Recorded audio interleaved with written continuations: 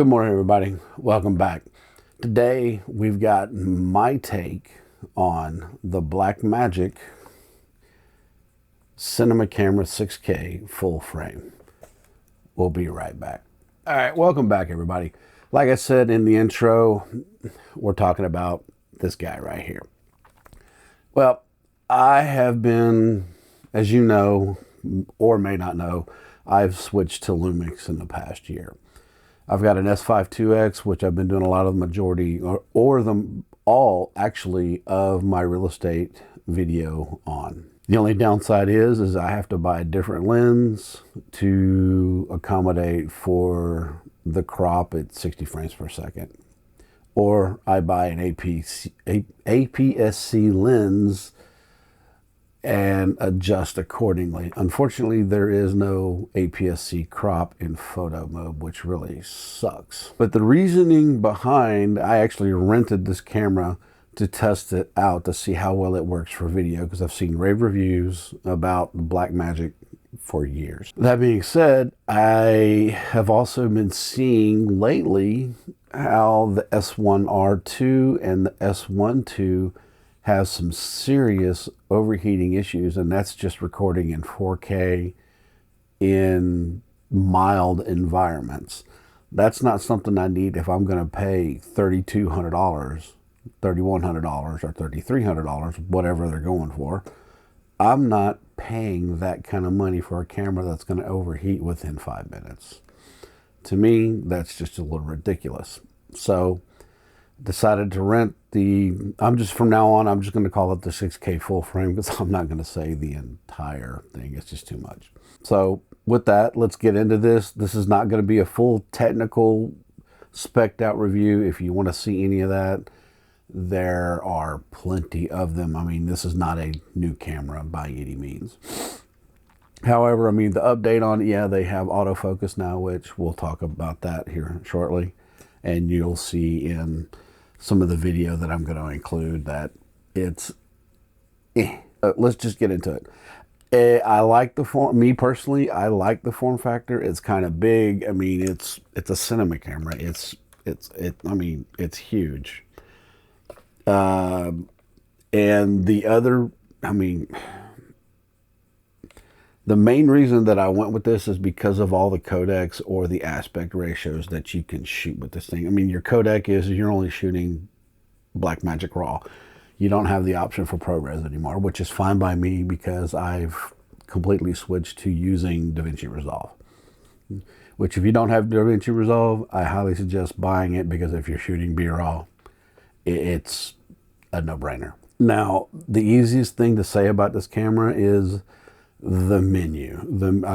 I see what everybody says about the menu on this thing. It is freaking easy to work. I mean, not hard to figure out at all.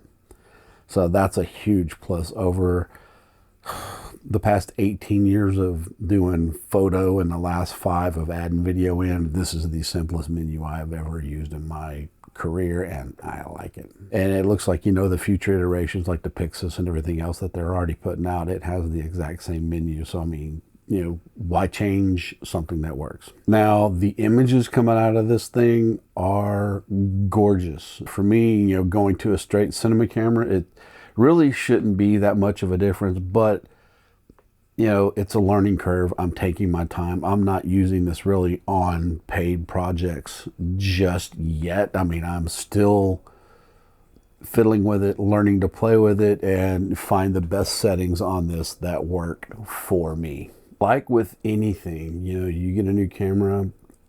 Me personally, I don't use it on any paid shoots until I fully get a grasp on the equipment that I'm using, because the last thing I need to do is have it fail, screw up, or I mess up a setting for a paying client, and then I have to go back and reshoot and have them alter their schedule for me to be able to recapture something, and that's not how you do business. Now, back to the image quality of this thing. We can shoot 6K, 4K, 1080, you know, DCI, all that fun stuff. I mean, everybody talks about all this huge open gate. Yes, shooting open gate is great. I mean, it allows you to crop the whole 9 yards.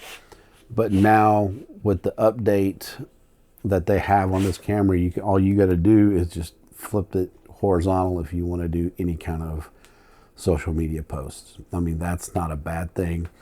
They say, hey, don't shoot vertical, better to shoot horizontal. And I kind of agree. You shoot horizontal and you go in crop, you still have the horizontal video to use. But if you shoot in vertical, but yet you want the rest of it, you're kind of, you know, limited on what you got because you shot it in vertical. But if it's just going to live permanently on social media, then you're fine.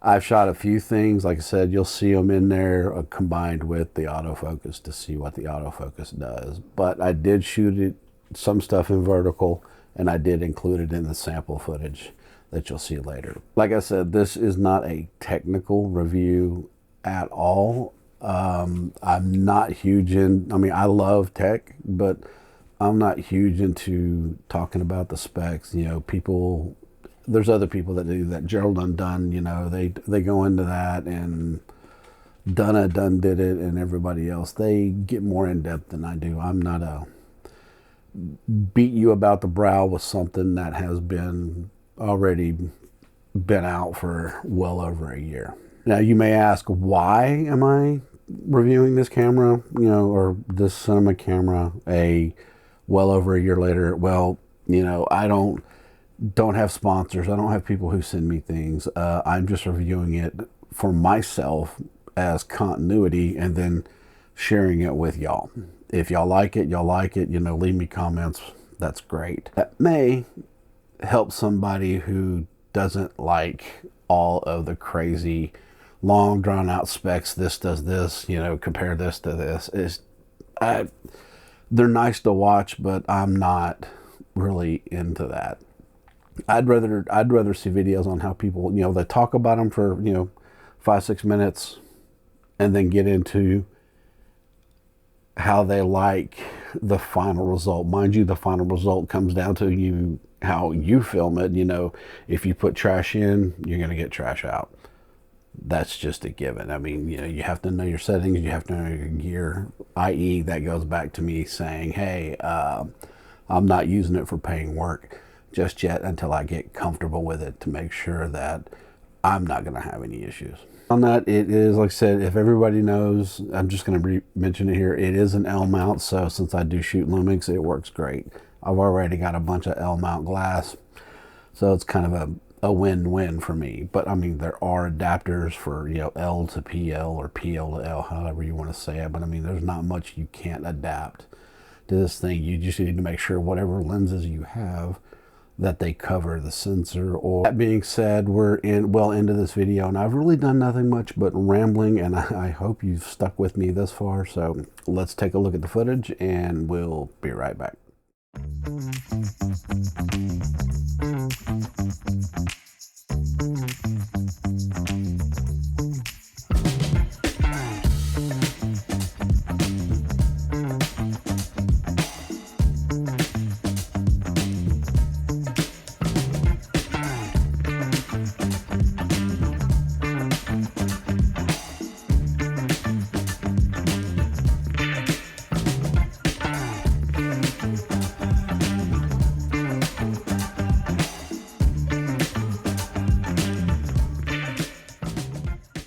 Welcome back. I really do hope you kind of enjoyed the footage. You know, like I said, it's new to me. I'm still learning the camera, learning the low light capabilities, noise reduction, and all that fun stuff that goes along with this camera. Like I said, I'm still learning color grading. I think I do a decent job on it, but if you really want to watch something, you know, go to Darren Moiston's channel for DaVinci Resolve editing and color grading and everything else. I mean, the man is amazing. He's a professional colorist, and he does a lot of this stuff to just help people, so that's a good thing. Only thing, you know, I knew going into this, like I said, was the one downside that everybody talks about, you know, is the battery. And they're not joking. The battery is still the crutch of this camera.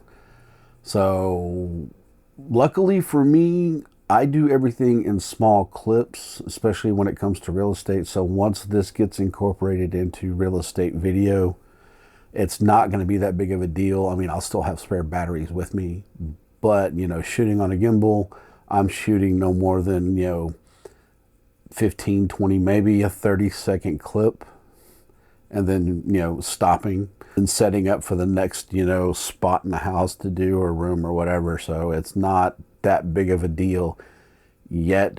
But if I'm doing talking head, you know, or working with, you know, an actual realtor, you know, doing, you know, actually showing the property or doing an interview with them, then obviously, you know, I will set up, put everything, especially during just like an interview session like we're doing right here, or a talking head, it would be on sticks. And then obviously I'd be having it hooked up to a, you know, a V-mount battery for consistent power. That way I'm not having to worry about stopping in the middle of anything and changing the battery out.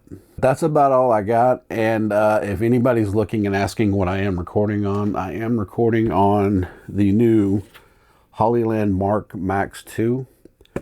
I bought these with my own money. Nobody has given me anything, including the camera. I rented it, and actually I wound up just buying the damn thing. So that's how much I liked it for that. But back to these. After some good use of these, I will actually make a video on them. I'm not the type that's going to grab something normally, or 98% of the time. I'm not going to buy something, rent something, or just have somebody send me something.